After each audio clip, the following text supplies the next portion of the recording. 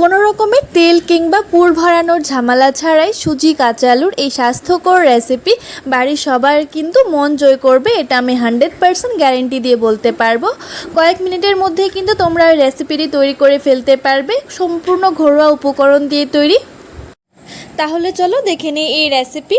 সবার প্রথমে আমি এখানে হাফ কাপ মতো সুজি নিয়ে নিয়েছি, কিন্তু সম্পূর্ণ সুজিটা কিন্তু আমার লাগেনি, এর থেকে অর্ধেক সুজি কিন্তু আমি এই ভিডিওতে ব্যবহার করেছি।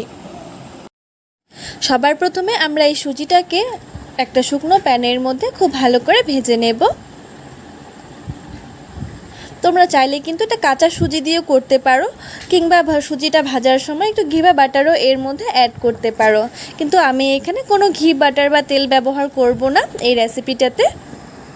সুজিটাকে ভেজে এই রেসিপিটি তৈরি করলে কিন্তু এটা খেতে আরও বেশি ভালো লাগবে, একটু দানা দানা লাগবে আর কি।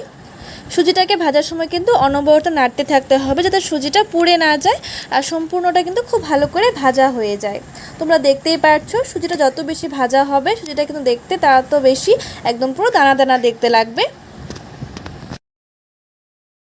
সুজিটা সম্পূর্ণ ভাজা হয়ে গেছে, এবার আমরা অন্য একটি পাত্রে সুজিটাকে নামিয়ে নেব। আমরা যে প্যানের মধ্যে সুজিটাকে ভেজেছিলাম সেই প্যানের মধ্যে দিয়ে দিচ্ছি 1 গ্লাস মতো জল। জলটা কিন্তু খুব বেশি পরিমাণ দেবে না, আমি হাফ কাপ সুজির মধ্যে এই 1 গ্লাস মতো জল ব্যবহার করছি। হাফ কাপের থেকে একটু কম হবে সুজির পরিমাণটা। তারপর সেই জলের মধ্যে একটা আলু নিয়ে নিয়েছি আমি, কাঁচা আলু। এই আলুটাকে খুব ভালো করে গ্রেট করে এর মধ্যে দিয়ে দেব। এখানে কিন্তু আমি আলুটাকে কোনো বয়েল করিনি, ডাইরেক্টলি কাঁচা আলু আমি এখানে ব্যবহার করছি। আলুটাকে যদি তোমরা কাঁচা ব্যবহার করো সেক্ষেত্রে কিন্তু আলুটাকে ঠিক এইভাবে ব্যবহার করতে হবে, না হলে কিন্তু আলুটা কাঁচা থেকে যাবে, সেটা খেতে ভালো লাগবে না। তারপর আমি এখানে নিয়ে নিয়েছি হাফ ইঞ্চি মতো আদার টুকরো। আমি কিন্তু এখানে কোনো ধরনের পেঁয়াজ রসুন বা টমেটোর ব্যবহার করব না, তাই এখানে আমি আদা ব্যবহার করছি। এই আদার ফ্লেভারটা কিন্তু এর মধ্যে বেশ ভালো লাগবে। আদাটাকেও ঠিক এভাবে গ্রেট করে এর মধ্যে দিয়ে দেব।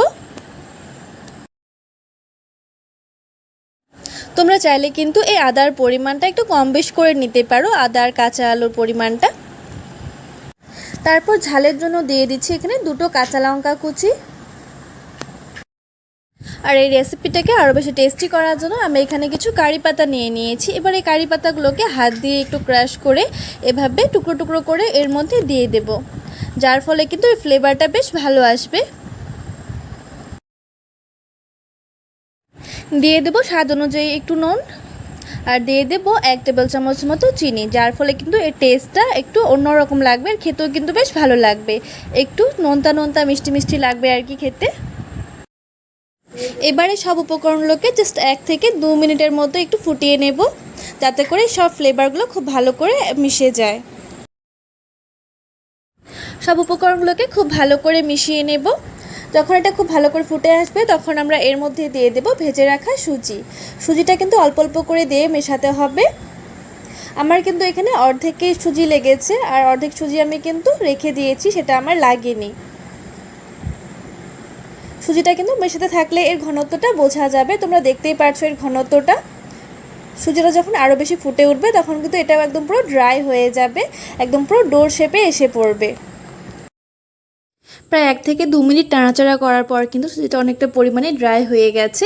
এবার আমরা গ্যাসের ফ্লেমটাকে অফ করে এই সুজিটাকে ঠান্ডা হবার জন্য রেখে দেব 5 মিনিট মতো।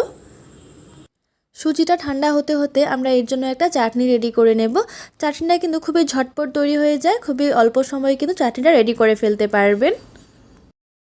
বন্ধুরা, তোমাদের কাছে একটাই অনুরোধ, তোমরা যেন অবশ্যই ভিডিওটি সম্পূর্ণ দেখো। চাটনি তৈরি করার জন্য সবার প্রথমেই আমরা একটা মিক্সার গ্রাইন্ডার নিয়ে নিয়েছি।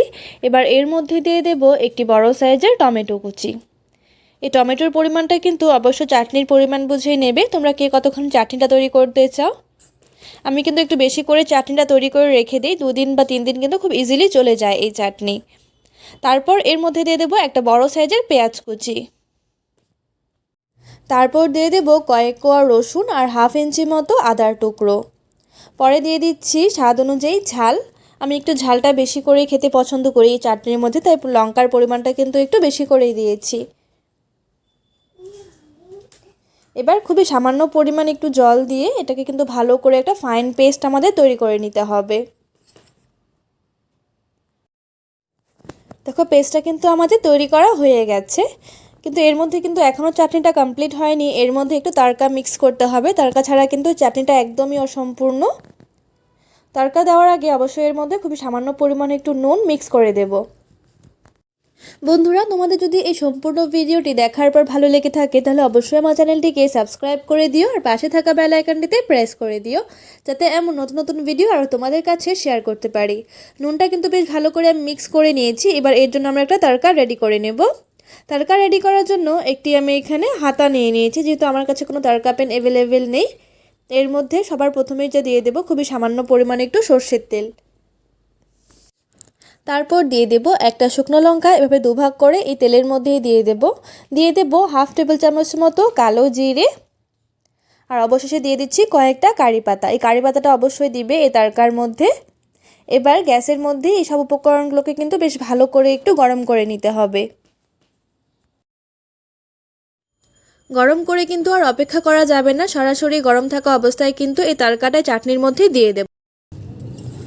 5 মিনিট পর আমরা হাতে সামান্য পরিমাণ একটু তেল মেখে এর থেকে ছোটো ছোটো করে লেচি কেটে নেব। তোমরা কিন্তু যে কোনো সাইজের এটা করতে পারো। আমি এভাবে গোল গোল করে এর শেপ করে দিয়ে নেব। এবার কড়াইয়ের মধ্যে সামান্য পরিমাণ একটু জল দিয়ে এর উপর স্ট্যান্ড রেখে আমরা এটাকে ভাপিয়ে নেব প্রায় 5 মিনিট মতো। তোমরা অনেকেই ভাববে সুজিটা যেহেতু বয়েল করাই আছে সেটা ভাপানোর কোনো প্রয়োজন নেই, কিন্তু ভাপিয়ে নিলে কিন্তু এটা খেতে আরও বেশি টেস্টি হবে, আর অনেকটা কিন্তু ফ্লাফি হবে।